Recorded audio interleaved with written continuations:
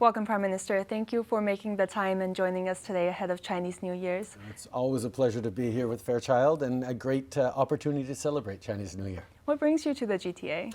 Today we were making a big healthcare announcement where the federal government is supporting the province as they strengthen healthcare services, whether it's finding a family doctor, whether it's mental health services, whether it's moving forward on better data collection and transparency and accountability to make sure that our healthcare system continues to be there for people across the country who need it. The federal government has an important role to play in stepping up to invest with the provinces, and that's exactly what we're doing because people need our support. That's certainly something many of our viewers also care greatly about. And as a part of the larger effort to ease Canada's housing crisis, your government recently announced a cap on the number of incoming international students. What further immigration measures do you plan to take, such as for family reunions or the pathways for Hong Kong residents? It's important to say that the measures we're taking are not about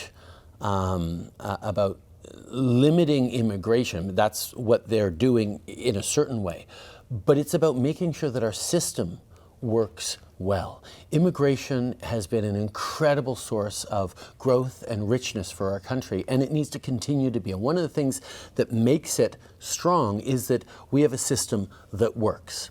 Around international students, over the past few years, we've seen a massive spike in numbers and an inability by both the system, the communities, and even the colleges in some places to give people a quality education in the right way. So by putting a hold, reducing the numbers a bit, we're allowing institutions and systems to catch up to make sure that any young person who comes here to study is going to have the best possible experience. That's how you do responsible immigration.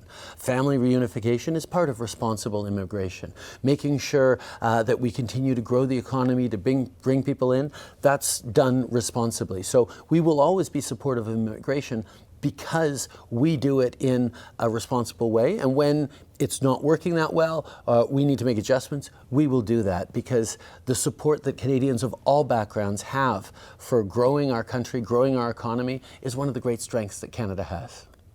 And your government is also dedicated to humanitarian causes around the world. As we continue to anticipate more refugees, what are some measures to cope with this influx? Well, I think one of the things we need to focus on very much is, yes, it's important that Canada be a place that people can come to when they're fleeing persecution, war, and terrible situations around the world. But it's also really important that they come at a pace and a level that we can support them, that we have housing for them, that we're able to give them the social services they need. It doesn't do any good to take more people to only have them sleeping in the streets, for example. And that's where, yes, the world is getting more dangerous and more people are looking to come to Canada, but we need to make sure we're doing it in a reasonable, generous, compassionate way, but in a way that leads them to be successful the way previous generations of people who came to Canada were, to be able to build communities, contribute to this country, and build a strong future for them and their family. That's what works about immigration. The world is changing, but those principles don't. That we need people to come here and be successful, and that means being there to support them. And foreign interference also has gained a lot of attention in recent years, and there are talks about the implementation of a foreign agent registry. What is your stance on this registry, and with China denying foreign interference allegations, how does this tension affect Canadian businesses? Well, I think even before I think about Canadian businesses, I think about the Chinese-Canadian community. As we know, diaspora communities, whether it's Iranian Canadians or Chinese Canadians or others, are often the first victims and first target of interference from foreign governments. Canada's relationship with the Chinese people goes back decades, even longer. Chinese Canadians have contributed so much to Canada, and the continued people-to-people ties between China and Canada, the continued connection in business, in opportunities, is a real richness for this country. Now, the challenges we have right now is that when we stand up, as we do as a country, for the kinds of values, the kinds of principles, the kinds of freedoms that all Canadians believe in, including and especially the Chinese Canadian community that came here for these freedoms, the Chinese government right now takes issue with that. So yes, we're having disagreements with the Chinese government, but not disagreements with Chinese Canadians. On the contrary, the actions we're taking around foreign interference are first and foremost designed to protect Chinese Canadians or Canadians of different origins.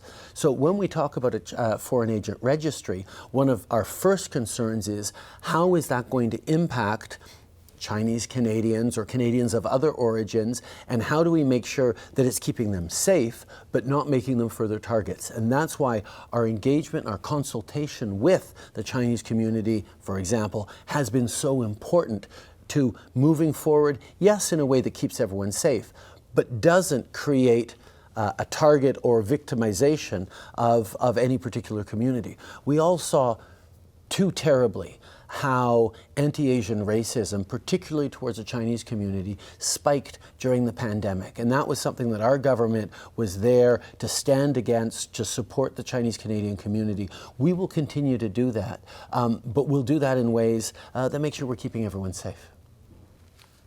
Great. And federal conservatives have raised a record amount of donation in the past year, while liberals were falling behind in the polls. What do you think of this momentum and the lead in polls that they've gained? You know, I will let the conservatives talk about how good they are at attacking the government. I'm not interested in fighting with them. I'm interested in fighting for people. When we move forward on things like dental care that's going to help hundreds of thousands of seniors across the country who can't afford dental care, that's something that really makes a difference. The conservatives voted against it. When we move forward on child care agreements that has cut child care in half and costs in half and helped millions of people across the country, the conservatives campaigned against it. When we talk about standing up for the rules internationally, whether it's against Russia or others, the conservatives voted against Ukraine. So what we actually see is, as a government, we're focused on helping people, on investing in things like the grocery rebate, creating more competition in grocery stores. We're building record amounts of housing, and we have to do so much more because there's so much pressure. These are things we are doing. It's easy for the conservatives to say, oh, everything's terrible, and they're saying Canada is broken. Canada's not broken. Canada is going through a difficult time, and many families are being stretched and stressed right now.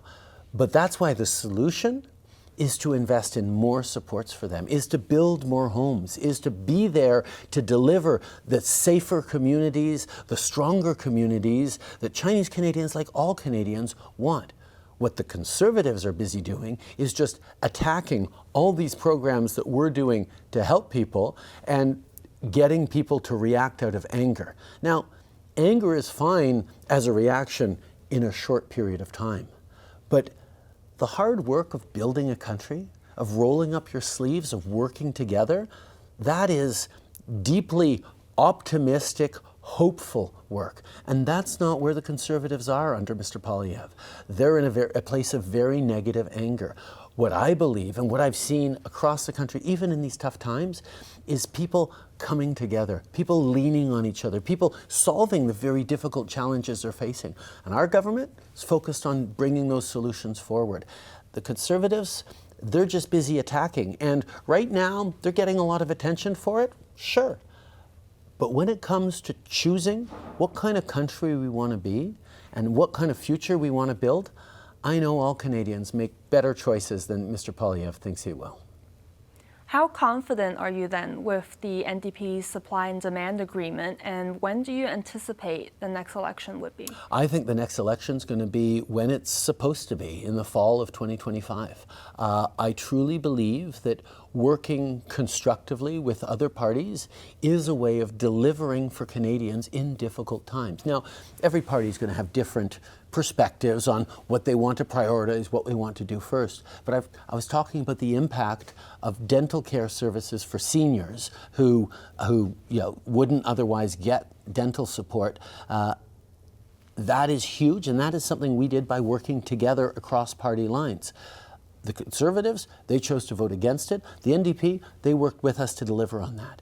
And there's many things, whether it's on housing, whether it's on responding to concerns that Canadians have in minority communities or diversity communities. We believe that you can solve more problems by working together. And I'm going to continue to work with the NDP and focus not on fighting politically, but on delivering for people, because that's what Canadians expect. And in the midst of Chinese New Year, is there anything you would like to say to our Fairchild audiences, especially for this New Year? 新年快樂，新年快樂，恭喜發財。I got all three of them there. Thank you so much.